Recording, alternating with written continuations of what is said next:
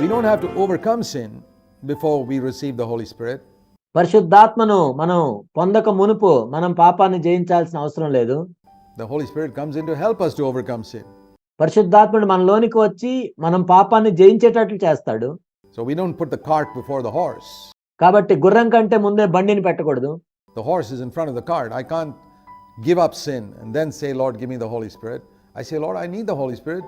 బండి కంటే ముందు గుర్రం ఉంటుంది. నా పాపాన్ని నేను విడిచిపెట్టి ప్రభువా నాకు పరిశుద్ధాత్మను ఇవ్వు అని మనం అడగాల్సిన అవసరం లేదు. To be able to overcome sin. ఓ ప్రభువా ఈ పాపాన్ని జయించడానికే నాకు పరిశుద్ధాత్మ అవసరం అని మనం అడగాలి. But I can turn around from sin. కానీ ఆ పాపం నుండి నా మనసును తిప్పుకుంటాను. That means my attitude is one of giving up sin. That's all that God's asking you. దాని అర్థం ఏంటంటే నేను పాపాన్ని విడిచిపెట్టే వైఖరిని కలిగి ఉంటాను. అదే దేవుడు మన ఎదురు నుండి కోరుకుంటున్నాడు. Do you have an attitude where you want to give up every single thing that's dishonoring to God in your life? నీ జీవితంలో దేవుని నామానికి అవమానకరంగా ఉన్న ప్రతి దాన్ని విడిచిపెట్టడానికి నీవు సిద్ధంగా ఉన్న వైఖరిని కలిగి ఉన్నావా? It may take you some years before you actually overcome them. It doesn't matter. వాటిని నిజంగా జయించడానికి కొన్ని సంవత్సరాలు నీకు పట్టొచ్చు, అయినా పర్వాలేదు. Make sure your attitude is always one of repentance. కానీ ఎప్పుడు కూడా ఆ పాపము నుండి మారు మనసు పొందే వైఖరిని నువ్వు కలిగి ఉండాలి. Where I've turned around from my old way of life. నా పాత జీవన విధానం నుండి నా మనసు నేను త్రిప్పుకోవటం. It's through repentance and faith in Christ that we come to the starting line. మారు మనసు పొందటం ద్వారా క్రీస్తు యందు విశ్వాసం ఉంచటం ద్వారా మనము ప్రారంభ గీత దగ్గరికి వస్తాం. Of the Christian race. క్రైస్తవ పరుగు పందెంలో. Hebrews 12 verse 1 and 2 says the Christian life is like a race. Hebrew 12:1-2 వచనాల్లో క్రైస్తవ జీవితం అనేది ఒక పరుగు పందెం వంటిదని ప్రస్తావించబడింది. And I can come to the starting line only if I've repented. మొట్టమొదటిగా నేను మారు మనసు పొందితేనే నేను ఆ ప్రారంభ గీత దగ్గరికి రాగలను. The message of repentance and turning around from sin is the message that's lacking in Christendom today. మారు మనసు పొందాలి, పాపము నుండి మారు మనసు పొందాలి అనే సందేశము ఈనాడు క్రైస్తవ్యంలో ఎంతో కొదువుగా ఉంది. How many gospel messages do you hear on repentance? మారు మనసు గురించి మీరు ఎన్ని వర్తమానాలు వింటున్నారు సువార్తలో? How many songs? Look at your hymn book, for example, any hymn book, and see how many songs there are of repentance in those hymn books. మీ పాటల పుస్తకంలో దీని గురించి ఎన్ని పాటలు ఉన్నాయి ఒకసారి చూడండి. Hardly any. You'll find a lot of songs about believe, believe, believe, believe. అనేక పాటలు మనం విశ్వసించండి విశ్వసించండి అని దాని గురించి ఉంటాయి. For example, there's a well-known song, మనకు బాగా తెలిసిన ఒక పాట గురించి మనం చూసినట్లయితే, to God be the glory, great things he has done. దేవుడు ఎన్నో గొప్ప పనులు చేశాడు కాబట్టి ఆయనకే మహిమ చెందును గాక. And one of the lines in that song says, ఆ పాటలో ఒక లైన్ ఈ విధంగా ఉంటుంది. the vilest offender who truly believes. నేనెంతో ఘోరమైన అపరాధినైనా సరే నిజముగా నమ్మినట్లయితే, That moment from Jesus a pardon receives. I disagree with it. ఆ క్షణము నుండి యేసు ప్రభు దగ్గర నుండి క్షమాపణ పొందుతాను. నేను దీంతో ఏకీభవించట్లేదు. Supposing there is a man attending a meeting, ఉదాహరణకు ఒక వ్యక్తి ఉన్నాడు, మీటింగ్కి వచ్చాడు. a complete wretched sinner who doesn't know anything about the gospel. సువార్త గురించి ఏమీ తెలియని ఒక దౌర్భాగ్యమైన పాపపు స్థితిలో ఉన్న వ్యక్తి. And he comes there and listens to that song. ఆ వ్యక్తి వచ్చి ఈ పాటను విన్నాడు. The vilest offender. He says, yes, I am the vilest offender. నేను ఎంతో దౌర్భాగ్యమైన పాపపు స్థితిలో ఉన్న వ్యక్తిని. అవును, నేను కూడా అలానే ఉన్నాను. He acknowledges that. And he hears the vilest offender who truly believes. ఇక్కడ ఇంత దౌర్భాగ్యమైన పాపపు స్థితిలో ఉన్న వ్యక్తి నిజముగా నమ్మినట్లయితే, That moment from Jesus a pardon receives. He says, oh, that's all I got to do. ఆ క్షణము నుండే యేసుక్రీస్తు ప్రభు దగ్గర నుండి క్షమాపణ పొందుతాడు అని విన్నట్లయితే, అవును నేను కూడా ఇలానే చేస్తానంటాడు. Just believe in Jesus. I believe. యేసు యందు నమ్మిక ఉంచండి. నేను కూడా నమ్ముతున్నాను. కేవలం యేసు యందు నమ్మిక ఉంచు అని చెప్పినట్లయితే నేను నమ్ముతున్నాను అని చెప్తాడు. ఆ పాటలో ఉన్నట్లు నేను నమ్ముతున్నాను. In him as the Son of God, he died for my sins. ఆయన దేవుని కుమారుడై ఉన్నాడు. నా పాపముల గురించి ఆయన మరణించాడు. Is he forgiven? Not if he's not repented. మరి అలా చేసినట్లయితే ఆ వ్యక్తి క్షమించబడతాడా? ఆ వ్యక్తి మారు మనసు పొందకపోతే క్షమించబడ్డు. So the vilest offender who repents and believes. కాబట్టి ఎంత దౌర్భాగ్యమైన పాపపు స్థితిలో ఉన్న వ్యక్తి అయినా మారు మనసు పొంది నమ్మినట్లయితే. Now many people say, well, that's the meaning of truly believes. కానీ చాలా మంది ఏమంటారంటే నిజంగా నమ్మటం అంటే అదే కదా అంటారు. But that's a theological explanation which that unconverted godless sinner doesn't know. అదేంటంటే ఒక వేదాంతపరమైన వివరణే కానీ దేవుని లేని ఒక దౌర్భాగ్యమైన పాప స్థితిలో ఉన్న వ్యక్తికి అది తెలియదు. He must be told he has got to repent. ఆ వ్యక్తితో మనం చెప్పాలి ఆ వ్యక్తి మారు మనసు పొందాలి అని. And that's what the apostle Peter made it clear. అపోస్తులైన పేతురు అందుకే ఎంతో స్పష్టంగా చెప్పాడు. On the day of Pentecost, repent. Pentecost దినాన్ని చెప్పాడు మీరు మారు మనసు పొందాలి. And that's what Paul said, he preaches everywhere. అందుకే పౌలు కూడా చెప్పాడు ప్రతి చోట నేను ఇదే బోధిస్తున్నాను. In Acts chapter 20, he says, I preach, Acts 20 verse 21, two things. అపోస్తలుల కార్యములు 20 అధ్యాయం 21వ వచనము. ఇక్కడ రెండు విషయాల గురించి ఆయన చెప్తూ ఉన్నాడు. Repentance and faith. మారు మనసు పొందటం, విశ్వాసం. In our Lord Jesus Christ.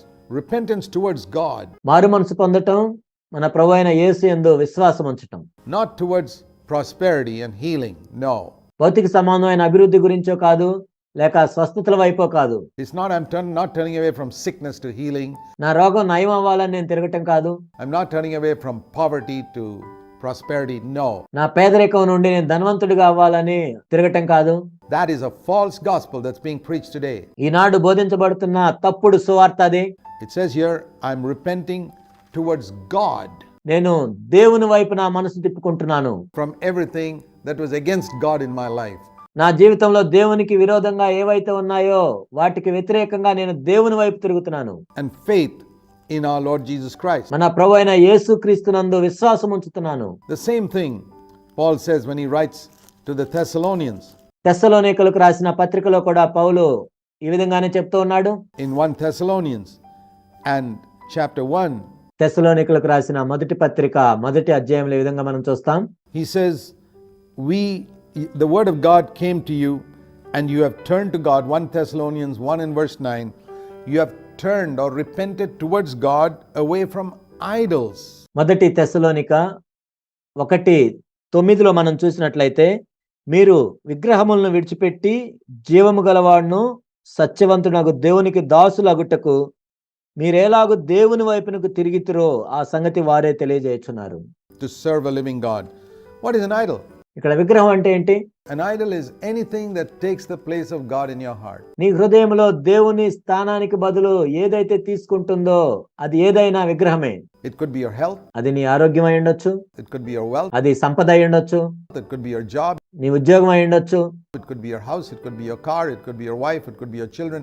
నీ ఇల్లు అయి ఉండొచ్చు, కారు అయి ఉండొచ్చు, భార్య అయి ఉండొచ్చు, పిల్లలు అయి ఉండొచ్చు. It could be anything that takes the place of God in your heart. నీ హృదయంలో దేవుని స్థానానికి బదులు ఏదైతే తీసుకుంటుందో అదే విగ్రహం. Like Isaac took the place of God in Abraham's heart and God had to tell him to get rid of that idolatry. Abraham హృదయంలో దేవుని స్థానంలో ఇస్సాకు వచ్చినప్పుడు దేవుడు ఏం చెప్పాడంటే అబ్రహాముతో ఆ విగ్రహాన్ని నువ్వు విడిచిపెట్టాలని చెప్పాడు. Turn to God from idols. విగ్రహముల నుండి దేవుని వైపునకు తిరగాలి. That's repentance. అదే మారు మనసు పొందటం అంటే. Turn to God from everything that prevents God from being up first and uppermost in your heart. నీ హృదయంలో దేవుడు ప్రథమ స్థానంలో ఉండకుండా ఏవైతే అడ్డుగా వస్తాయో వాటన్నిటి నుండి తొలగి దేవుని వైపు తిరగాలి. That is the meaning of seek the kingdom of God first. దేవుని యొక్క రాజ్యాన్ని మొదట వెతకాలి అంటే దీని అర్థం అదే. And his righteousness. ఆయన నీతిని మొదట వెతకాలి. And our earthly necessities, Jesus promised in Matthew 6:33, will be added to us.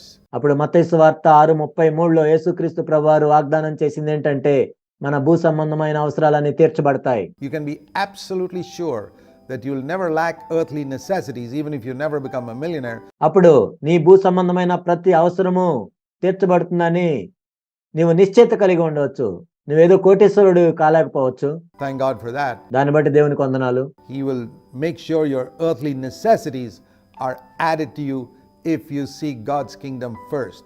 నీవు మొట్టమొదట దేవుని యొక్క రాజ్యాన్ని వెతికినట్లయితే నీ భూ సంబంధమైన ప్రతి అవసరము కూడా దేవుడు తీరుస్తాడు. అవన్నీ నీకు అనుగ్రహించబడతాయి. This is the way every Christian should live. ప్రతి క్రైస్తవుడు కూడా ఇలానే జీవించాలి. It's a very sad thing today when Christians think that material prosperity and physical healing are the marks of God's blessing. భూ సంబంధమైన వస్తువుల విషయంలో అభివృద్ధి పొందటం, భౌతిక సంబంధమైన ఆరోగ్యం కలిగి ఉండటమే దేవుని యొక్క ఆశీర్వాదానికి గుర్తులు అని అనేక మంది క్రైస్తవులు అనుకోవటం ఎంతో విచారకరమైన విషయం.